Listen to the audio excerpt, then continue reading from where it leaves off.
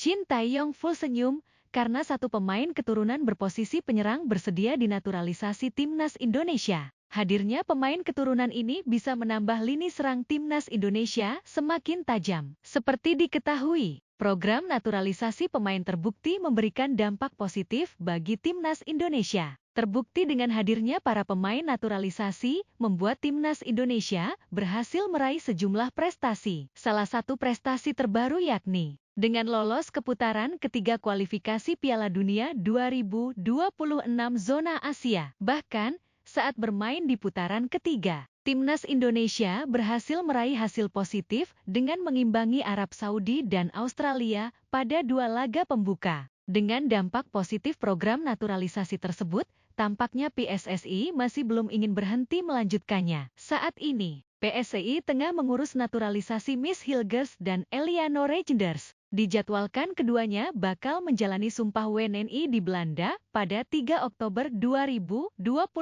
mendatang. Namun, tampaknya timnas Indonesia asuhan Shin Tae-yong bakal mendapat kabar gembira lagi. Sebab, salah satu orang dalam PSSI, Arya Sinulinga, memberikan bocoran soal kemungkinan pemain tambahan lainnya. Hal itu diungkapkan Arya Sinulinga dalam kanal YouTube-nya saat podcast bersama Hamka Hamzah. Awalnya, Hamka Hamzah menanyakan soal kemungkinan menambah pemain naturalisasi baru di posisi gelandang atau striker. Saya mau tanya satu Pak, apa ada lagi yang dinaturalisasi pemain keturunan kita yang posisi di gelandang serang dan juga penyerang?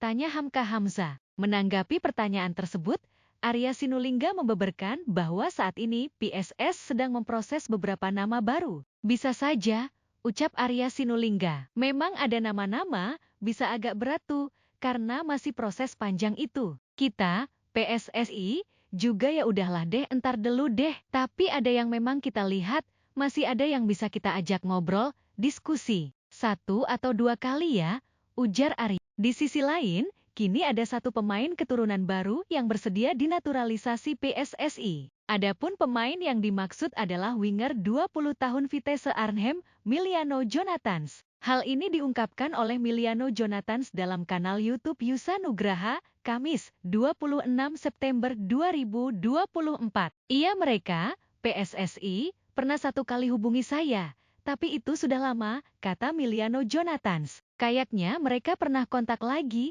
tapi melalui agen saya, Jorsten Bergen, dan ayah saya, sehingga saya bisa fokus ke sepak bola, sambungnya. Lebih lanjut, Emiliano Jonathans bakal merasa terhormat jika mendapat tawaran membela timnas Indonesia. Meski begitu, ia harus membicarakan hal ini terlebih dahulu dengan keluarganya. Suatu kehormatan jika itu terjadi, mendapat penawaran membela timnas Indonesia, kata Emiliano Jonathans. Buat saya, ketika membuat keputusan, saya tidak mengambilnya. Kita berdiskusi bersama dan kemudian hasilnya keluar. Tentunya saya tidak menutup kesempatan membela timnas Indonesia, ucapnya. Jadi, harusnya ada pemain sayap kanan ya, di timnas Indonesia, sambungnya. Miliano Jonathans sendiri memiliki darah Indonesia dari sang nenek yang berasal dari Depok, Jawa Barat. Pada musim ini, Miliano Jonathans menjadi salah satu pemain kunci Vitesse Arnhem. Winger berusia 20 tahun itu selalu tampil dalam 7 pertandingan Eerste Divisi 2024-2025